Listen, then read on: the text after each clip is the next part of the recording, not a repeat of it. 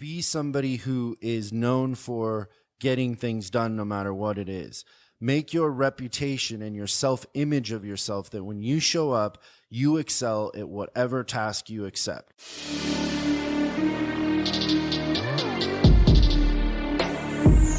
Business Outlaws. You know that we winning. You know that we're winning. We fight for the cause. We fight for the cause. A circle of winners. A circle of winners. We're Business Outlaws. We're Business Outlaws. You know that we winning. We fight for the cause. A circle of winners. We're Business Outlaws. We're Business Outlaws. We're Business Outlaws. Welcome to Business Outlaws. Here we make you a fly on the wall with some of the most influential entrepreneurs on the planet. Speaking of, we have humble billionaire BigMike. BigMike is the founder and CEO of Advanced Nutrients, the #1 selling cannabis nutrient brand with over 100 million in annual sales and a global footprint with over 100 countries. Correct. And he's handsome. And he's drop dead gorgeous. Oh. Our latest country we just picked up is Jamaica. 101 countries. And it's taken that long for Jamaica? Oh yeah. I would have figured Jamaica would have been. They were one sooner. of the first in the Caribbean to actually come on board for medical marijuana. There's a big conference coming up there next month. Nice. I will also ride that private jet with you guys to Jamaica. And Just invite me, please. I'll be speaking there. And Chris Collins, the only guy that I was scared of, but then when he smiled, I was like, you're a little bulldog. He is the business whisperer and founder of a secret entrepreneurial society, Syndicate X. Hey, Chris. Hey. And then how should we introduce Jayme? Oh, boy. The original female outlaw? The only female outlaw? Oh. I mean, the only duh. Come on. The only female outlaw from Dallas, Texas. Maybe, yeah. From this Texas. She lives in California. Yeah. It was funny. See, did you follow her stories when she was in Dallas? I did indeed. It's funny. Can't help. What was funny? I don't know. It makes me see you from a different perspective because Dallas, I don't know. I never see you as being Texas. Well, because Dallas is a big city. People are always like, oh, you don't have an accent. I'm like, I went to private school and I was raised in Dallas, which is a big city, like Chicago, LA, New York. You're the Dallas debutante.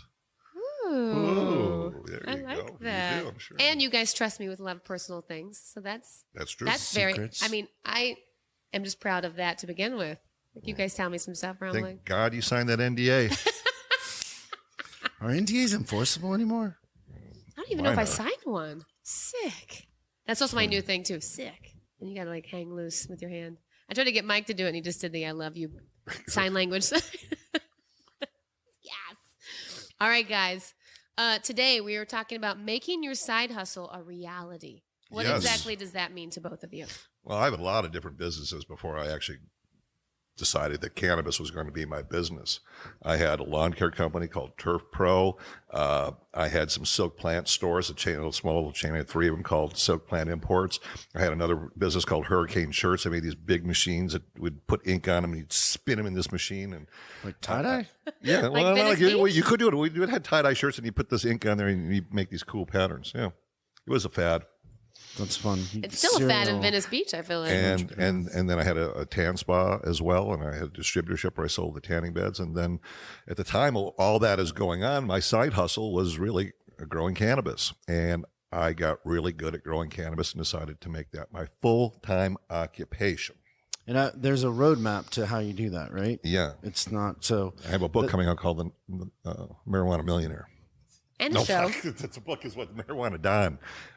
Marijuana Don is the book. The TV show is Marijuana Millionaire. That's correct. Which I didn't get to host. It's fine. TV Everything's show. fine. She's It's not fine. bitter. I'm not. So that's the question we get a lot on social media is that, I'm working a job and I have a side hustle and how do I balance the two? And so it's not a direct line, but I think Mike and I can provide you with some insights and some strategy on how you can navigate that or how we did and the lessons you can learn from that. Sounds like fun. You also had some side hustles. I had a flower shop. I was a lot attendant. I worked at an RV place. I sold jewelry. Like what kind of jewelry? Like you'd open up the jacket and you're like, buy a Rolex. Exactly. Really? It was like a little briefcase, but yeah. Amazing. Watches and necklaces, things like that. Yeah, but I think anybody who's entrepreneurial, when you're trying to figure it out in the beginning, you try a lot of things. I think you try things for money more than anything. You do. You're trying to fund your other thing. Correct. And so you'll have one thing that you think is going to be your career, and then the other things that you try to do to fund it. And that's kind of the balance that's hard to achieve. Well, you guys have achieved that, obviously. So that's kind of what I want to know. That's what the listeners want to know. How do you step out of that side hustle and make it your main hustle? Well, while you're in any business or working for someone else, you should pay attention to how that business runs and how that person handles all the day-to-day things. If you're in a bigger company or even a medium-sized company, small company, you should learn what every department does and as much about that business as you can, even if it's not your thing, because business is business. And then when you do get your thing and you find out what it is, you have all this great information. In other words, be present and actually pay attention to business if you want to be a business person. And of course, study your ass off. Do you guys think that both of your side hustles you chose on purpose for a greater goal, or you guys just picked whatever was in front of you? When I got into cannabis, I picked because I want to make extra money. The guys that showed me their setup would tease the shit out of me. They'd go, wow, in this room here, we can make $500,000. This room here, we can make $1 million. This room here, we could do 200. I go, what the hell are you guys talking about? And it sounds illegal. They go, oh, it is. And, long story short, they took me down one day and showed me their basement, and I knew how to do it better than they did. And so that's how it all started. And I just slowly got into it. Do you think in the beginning, Michael, your drive was to make money, or was it to be free and not have anybody tell you what to do and not have a job? What was your biggest motivator? Like all of that, all of that. Like in the beginning, I got into cannabis because of the amount of money that you could make. And then I fell in love with the plant, and that's a whole nother story that's led me to here. Daddy's having a moment. Well, yeah, most people are going to you daddy. He's got a thing about that. I got a whole fucking thing about I'm daddy. not allowing anybody to call me daddy anymore since Mike's thing about that. Yeah. Oh, no. Can I call you Zaddy? No. No? Too cheeky? My name Poppy. is Michael, and call me Michael. I call you Michael. All right. I got one daddy in this show. We talked about, and we had this is. I've been telling. That is another. Did you tell podcast Matt, our trainer, about that? No. Oh, I told him to ask you. Oh, did you? Because he likes girls calling him daddy, and I said, ask Mike about that. Oh. Yeah. I don't do it in sexual. Don't go down that rabbit hole here. What? You didn't tell him? Oh, no, but I will. He didn't we ask talk about you, all kinds of obviously. other things. Okay, so the question was, Yeah. How do you so make let me I'll tell you mine, and then maybe it will help you with yours. But for me, it was making money. Like, all I wanted to do was not be poor.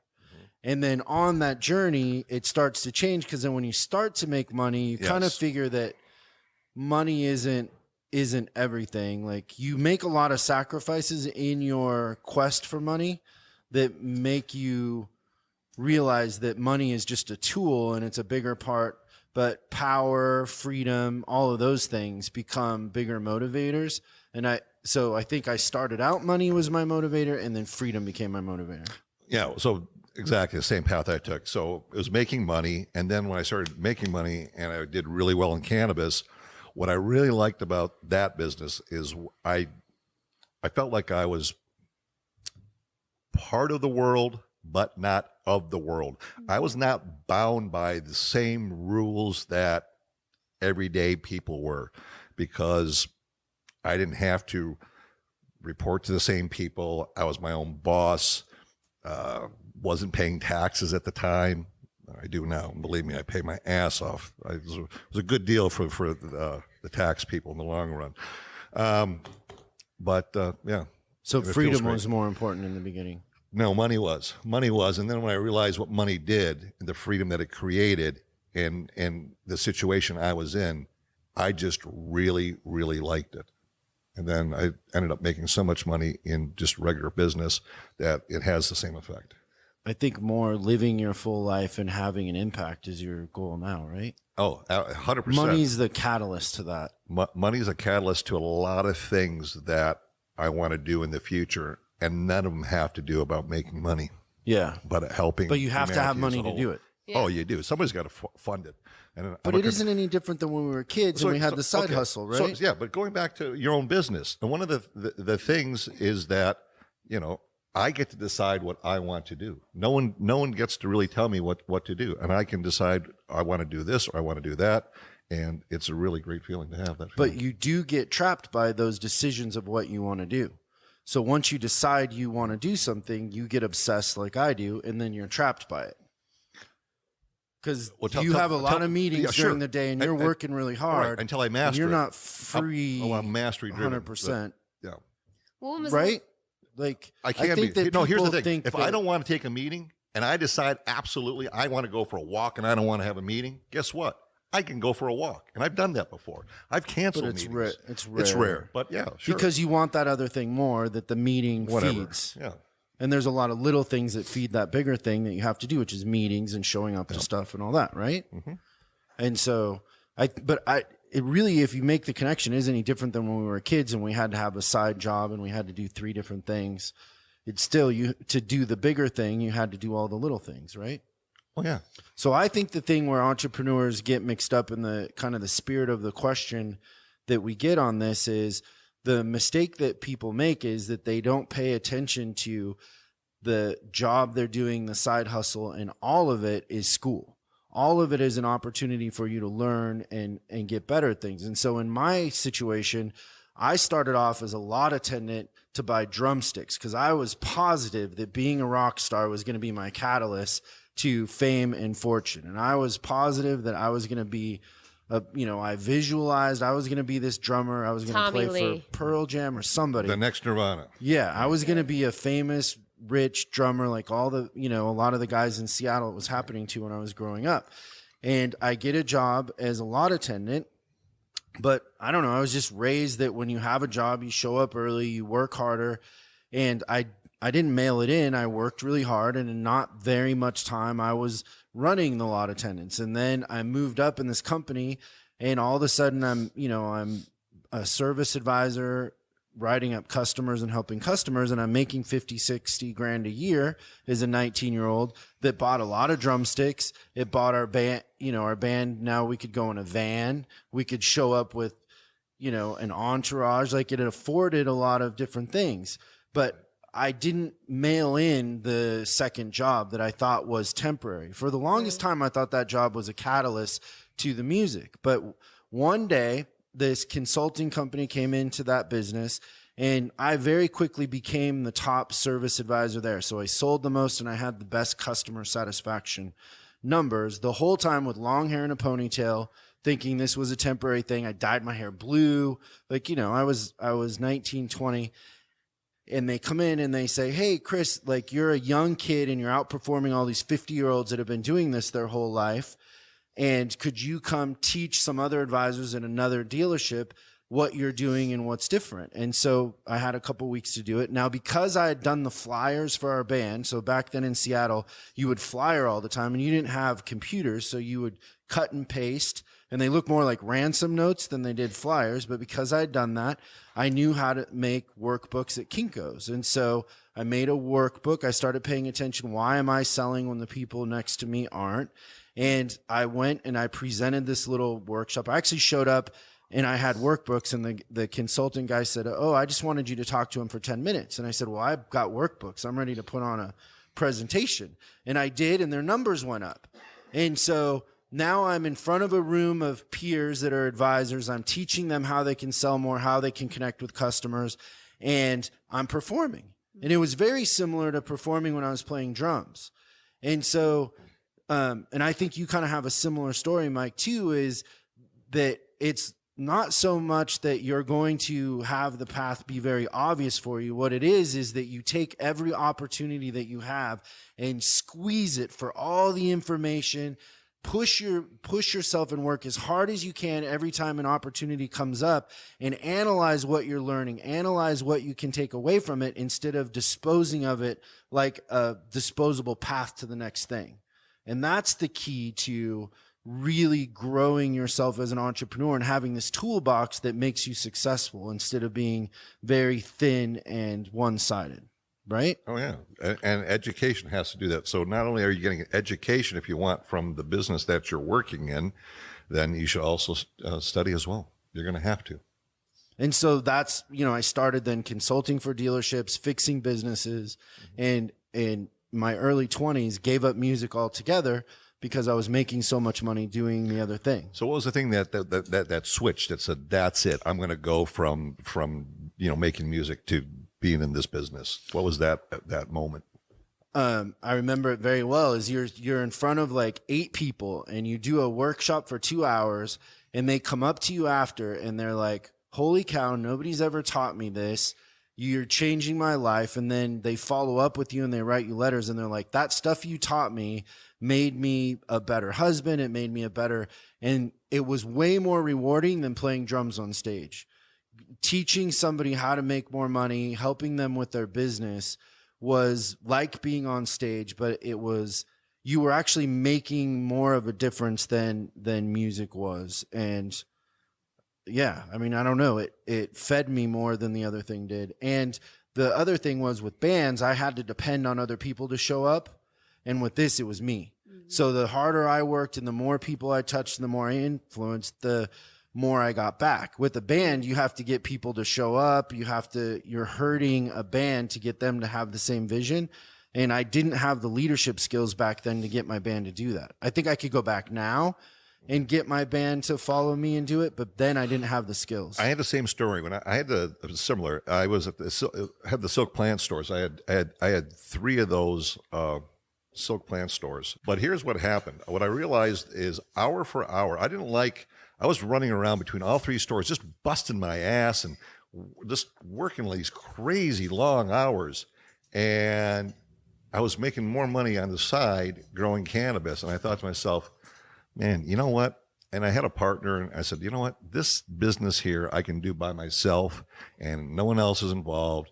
And I make a hell of a lot more money. And that's when that switched through for me. It was when I closed Silk Plant Imports, boom, I really hit that hard, cannabis really, really hard. I made it a full-time occupation that led me down a crazy convoluted path that literally I went through the meat grinder, came out whole, and here I am. What were you thinking when you were working for a landscaping company that young? Like, what were your fears and what was your mindset? Okay, so I was 19 years old and I wasn't working. I owned it. I started it. Well, first I worked for a company called Excel Lawn, and I saw what they were doing, and I said I can do what they're doing, and so I started my own company, and that was it. That's how it started. And did you think that you could grow that to something at that time where that was huge? Yeah, I did. I didn't know how big it was going to get. My goal is just to, get 2 trucks and then get 3 trucks and grow the business that way. So I think the commonality between the process or the way of thinking that we have and people that don't succeed is they don't pay attention to everything. And they say, well, my market's different. Well, I'm in music, so this doesn't apply. When the truth is if you're a student of business and life, everything applies. Relationships, leaders, pricing strategies, the psychology, all of it in every industry, good or bad, you can learn something, but it all applies. It does. And that's why you have to pay attention, be present. Don't when you look at your job, look at it as an opportunity to learn. I mean, if you want to go into business for yourself and you want to be an entrepreneur, then you have to think like that. You have to be a lifelong learner. You have to. And look at what they're doing and pay attention. And the other side of that, your path will be a lot easier. I didn't pay so much attention. I should have. It's a lesson learned. The other side of that is be somebody who is known for getting things done no matter what it is. Make your reputation and your self-image of yourself that when you show up, you excel at whatever task you accept. So if you're going to be a landscaper, if you're going to be a bank teller, whatever it is, you're going to be amazing at that in the moment because you're learning about yourself. It isn't about everybody else. You're learning about what your capacity is for performance in every situation that you put yourself, and that's where you grow. Instead of mailing it in and turning it on and turning it off and paying attention sometimes and not paying attention, Every time you show up and you have an opportunity to learn or make money or get better, be your best, because how you do anything is how you'll do everything, and it will transcend through the rest of your life. Don't mail it in at any point. I love that quote. You said that earlier today. How you do anything is how you do everything. I love that. That's a great one. No, It's I think true. that's the mistake that I see in younger kids that ask this advice is they're a bank teller and they think that that's a dead end thing, but it isn't about being a bank teller. It's about how you approach things. It's about what you take away. It's about what you're capable of. And are you capable of being a leader when you don't have a leadership role?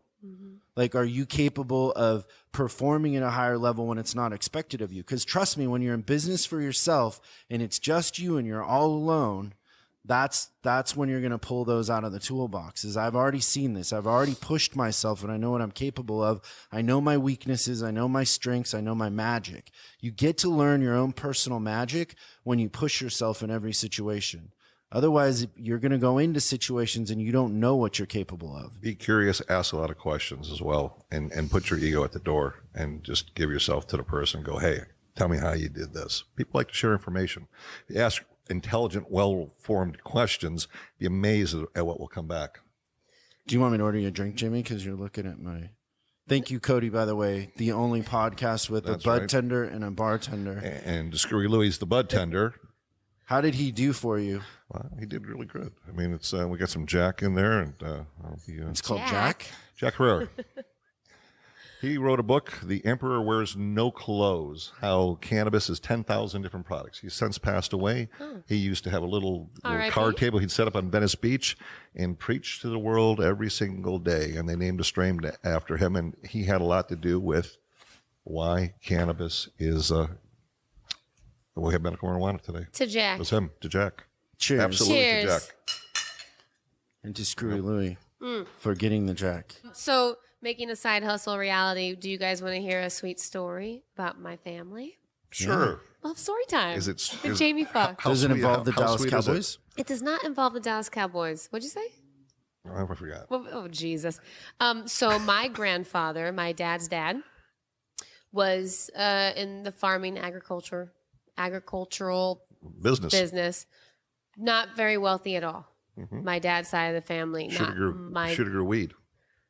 Was growing the wrong In crop. 1940, of course, maybe, Yeah. or whatever however old it was. All right. So I'll give you guys a Cliff Note version because it get kind of lengthy. But my grandmother came from a very wealthy family. They met, fell in love. Her parents said to him, "You cannot date our daughter until you can financially take care of her." Romeo and My Juliet. grandfather was like, "I fucking got this." So he worked all these extra jobs, and one of them was selling life insurance door to door. And finally, my grandfather was like, I could do this for myself. Like, I'm working for someone else, but I could do this for, like, I understand life insurance. I could write these policies. I could be doing this. I could be the one that's hiring people to sell it door to door. So he did that. Instead of funding dates and showing her family, oh, look, I made X amount of dollars. I can pay for her to have this kind of lifestyle. He took that money, invested it in a company, created this company, this life insurance company, then came to her family and was like, hey, this is the company I'm running now, and I'm doing this, and I'm starting from the ground up, blah, blah. And now my dad runs it, and it's still around, and it's life Cool. insurance. And yeah, my mom worked there. I've worked there. So I love that. He took So his side is hustle. Is this your side hustle then? You're going to get an insurance business No. one day? What? No? My dad's very depressed about it. He's like, well, you know, that's why I was in Wisconsin. Was they do an annual board meeting for the board of directors? They go somewhere new every year, and so for like a week, I call it a dad-daughter trip. My dad never remarried, so then I go and we just have like a dad-daughter trip. So that's why you're like, oh, you spend so much time with your dad lately. And then I flew to Dallas and everything. But yeah, and I love that story because and that's kind of the foundation of how I tried to perceive myself with my career or anything that I put my investments into. It's like I could be doing that, but maybe I could change my perspective and be doing it a different way, like my grandfather did. But he did it for love initially. He still won. I mean, he got to marry my grandmother. They were married till they both passed away. Wow. But he also created this company, so he was like two birds, one stone, basically. You guys all had a bunch of side hustles. Did you guys ever feel trapped, whether it's tanning, drumming, you own a car dealership, like there's other things. Like, have you guys ever felt trapped? Like, oh, fuck, there's no left or right turn. It's just a dead end.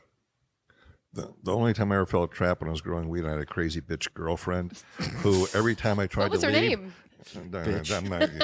That every time I tried to leave, she'd tell me to get the fuck out. I'm like, yeah, get the hell out of this relationship. Go to the front door. Swear to God, every time. If you fucking go out that front door, I'm calling the police and I'm telling them you're a weed grower. It's like, oh man. I finally got out of that relationship. I escaped. I literally escaped. I had to make a whole new ID. Did she disappear? A whole new car ID, everything. Yeah. Did you show up to someone's door with a shovel? She thought she could follow me, but and I kind of chuckle. I go, fuck, like the DEA and Marshals can't, the U.S. Marshals can't get me. You sure as hell aren't going to get me. And that was it. It was the last time I saw her.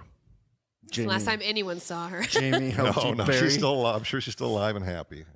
Jayme, can we find her Facebook? How would we locate her? It doesn't matter. What were you saying? How long did you? I don't even want to talk to her. How long did you endure that?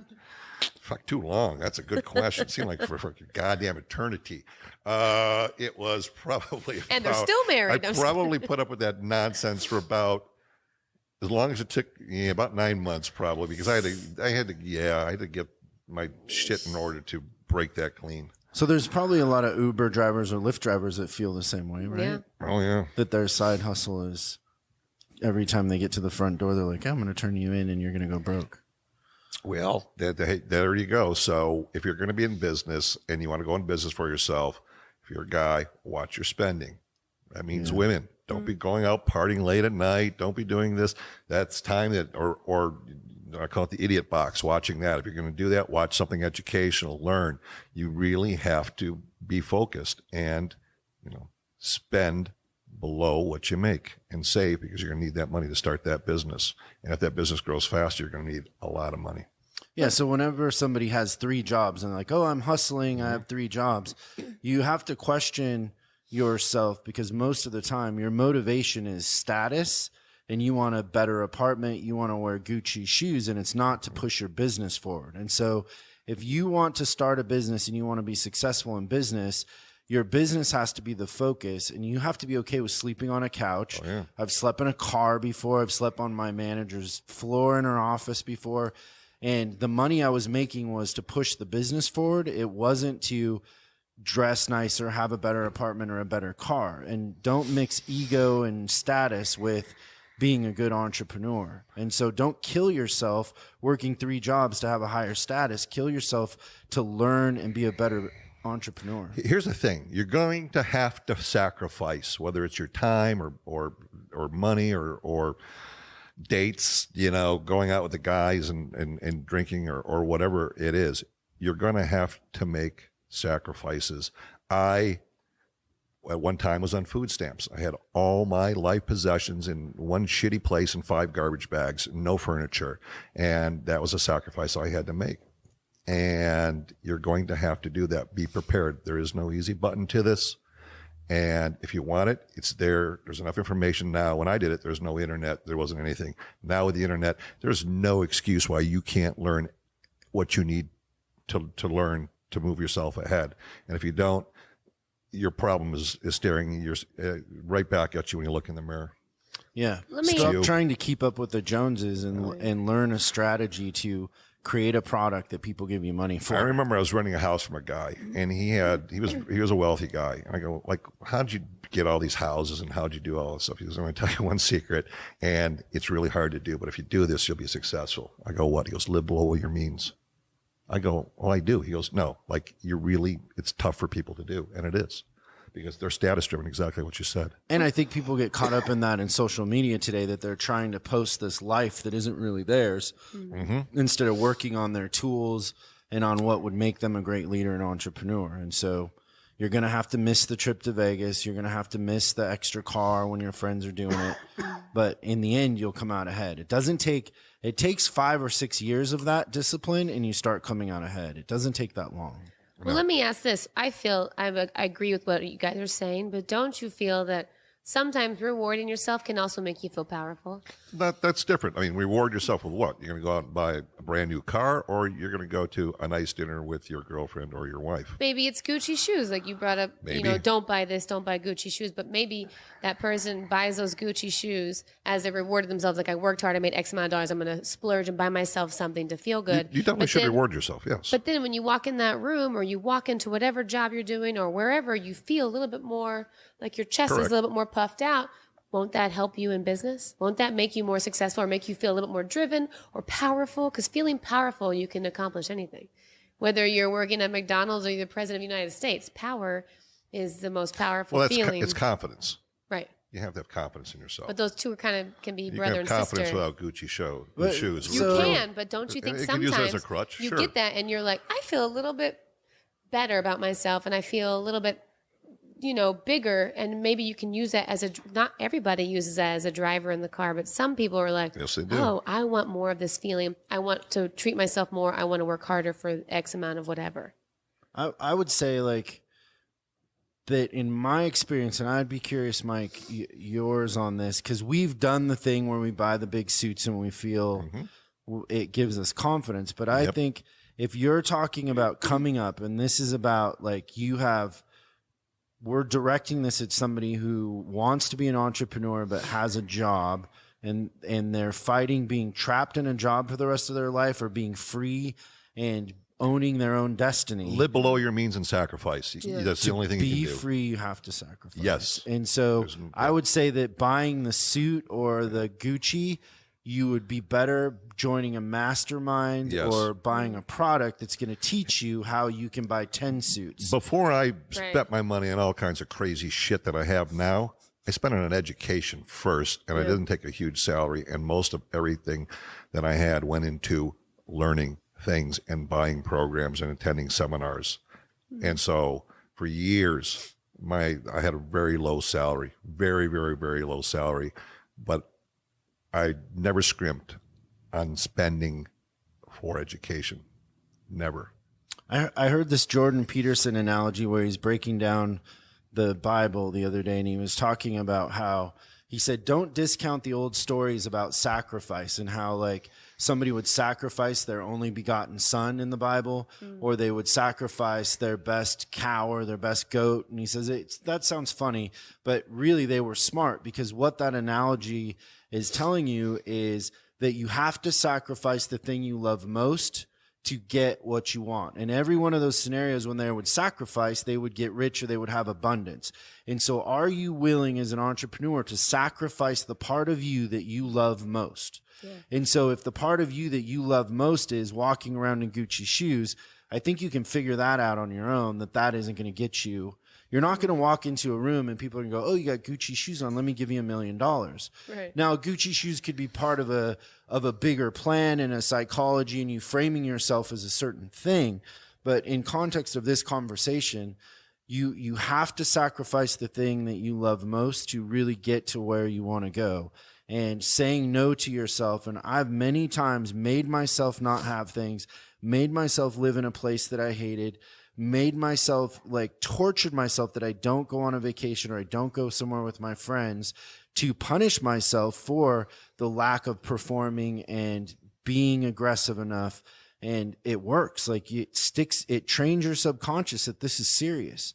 You can't go at this, half in, half out. You have to be obsessed, and you have to be willing to give something to get something, and give that thing that you love most about yourself is the quickest way to success. Or not be afraid to lose it. In my case, it was freedom. I loved it. However, I knew that I could lose it, and I was willing to risk it in the beginning for what I needed. Oh man, I never thought of that. Yeah. But that's true. You really danced that line for years. Yep. Oh yeah. There's nothing to keep you on your toes more than that. No shit. You can't. I paid attention to everything. I know, because crazy. my freedom was at stake every moment of every day. Yeah. I couldn't be right 99% of the time. I had to be right 100% of the time. That's so fucking hard to do. I think about that with you, and I think about that with Jocko and his book talking about if they make a mistake, they die. And it was the same for you. There was no chance. I mean, the mindset and the level of execution, and I mean, a lot of these debates that we have and that kids ask questions about weren't even an option for you. Correct. It wasn't even an option. You're not going to trade Gucci shoes for freedom. Nope. Right? You're not going to take that shortcut. Right. What did I do instead? Well, I hired the best people in the world that I could find to train me for the skill sets that I needed. I was spending a lot of money on my education just so I can mitigate risk and keep my freedom. Like, think about this, everybody, for a second. And I don't know, Mike, you have to help me here, but like, you have a huge harvest and you got what, $1 million in cash, and you can't go spend it or do anything because you're invisible and you're trying to stay under the radar. Correct. So the more you succeed at growing and the more money you get, the more you can't do anything, right? Yes and no. I mean, a lot of the time when I was doing it, where cash was more readily acceptable than it is today. So I was able to go out and do some stuff. Yeah. But you're not jumping on a private jet and no, I couldn't. Right. That's what I'm saying. No. There's some things that I wanted to do that I couldn't do because it would raise too many people. Like, what the hell is that young guy doing all that? Right. Right. And So there's sacrifices. And so I don't know. I think that you have to accept that there's going to be sacrifices, and the sooner you get used to that and stop having expectations and being entitled, the quicker you'll be successful. Oh yeah.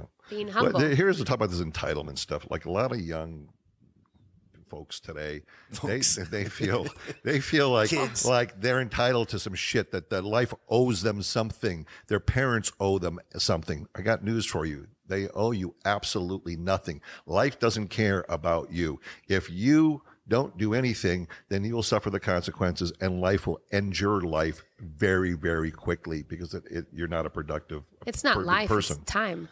It is. Time is the most valuable thing that you can give to someone and yourself, because I can't get 5 minutes ago back. I can only have 5 minutes from now, and that however I shape that or whatever I do with that time that's it. You can't get it back. So time is the one valuable gift. So time is the biggest giver and taker, right? It is. However you spend it is how things turn out. I do want to ask one more question while we're talking about the side hustle, a reality. How do you, like, say if someone is an Uber driver or they're delivering pizza or whatever it is, how do they break free of that? How do they not make themselves a slave to that and get so stuck in that cycle? Like, when I go home to Texas, I see the same people doing the same shit and they're unhappy. They're just coasting, just an autopilot. I'm like, that they became a slave. Sometimes you have to do the things that you have to do to get to the things that you want to do. Mm-hmm. And that means taking on some shitty jobs. I mean, I worked on a pig farm. Really? Yeah. What did you do? Ride pigs or? Oh, listen, I did everything. I went into where the mothers were having sows were with their babies, and I had this little thing, and the sows were always trying to attack you, and I was fearing them off. What's a sow? Like a female pig who got babies. And I'd clean out all the shit and stuff, and then I did that, and then I'd just go feed them, and then we'd take them to market and all this kind of stuff. And farming, there's always tons of work to do, so yeah, it was fun. BigMike the pig farmer. Yeah, sure. I love it. Slopping hogs. I would bet money that if Mike and I had to go deliver pizza or work at a Pizza Hut, it wouldn't be too long before we'd be the manager of that Pizza Hut, and then we'd be the regional manager.